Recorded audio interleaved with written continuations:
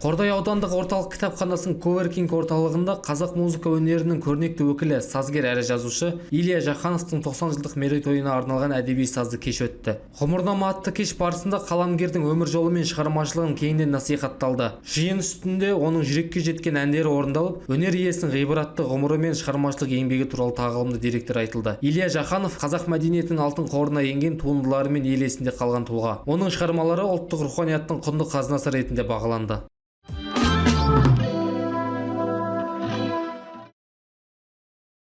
7 мамыр Отан қорғаушылар күніне орай Қазақстан Республикасының ұлттық қауіпсіздік қызметі Қордай ауданы бойынша шекара басқармасының ұйымдастыруымен мерекелік концерт өтті. Шараға Қордай аудандық мәдениет үйінің өнерпаздары қатысып, көрерменге көтеріңкі көңіл күй сыйлады. Олар әсем әндер орындап, би билеп, кештің шырайын кіргізді. Іс-шара барысында ел тыныштығын күзетіп жүрген азаматтарға ерекше құрмет көрсетіліп, олардың мемлекет алдындағы еңбегі атап өтілді. Мерекелік бағдарлама ерлік пен елдіктің, бірлік пен батырлықтың жарқын көрінісіне айналды.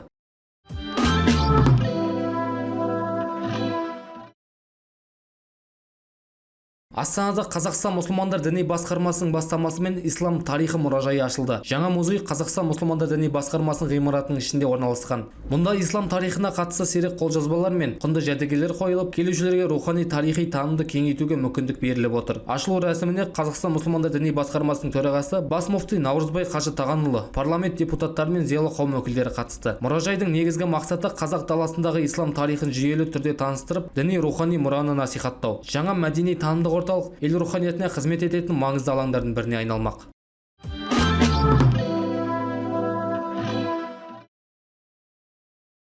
ақш-тың Вашингтон қаласында қазақ әдебиетінің көрнекті өкілі, жазушы Мұхтар Мағауинге арналған құлпытас орнатылды. Бұл бастама қаламгердің рухани мұрасын ұлықтап, оның қазақ әдебиетін дамытуға еңбегіне тағзым ретінде жүзеге асқан. Құлпытас орнатылған орын қазақ руханияты үшін ерекше мәнге ие нысандардың біріне айналып отыр. Мұхтар Мағауин қазақ әдебиетінде өзіндік қолтаңбасын қалдырған қаламгер, ұлттық прозаның дамуына зор үлес қосқан тұлға ретінде кеңінен танылған.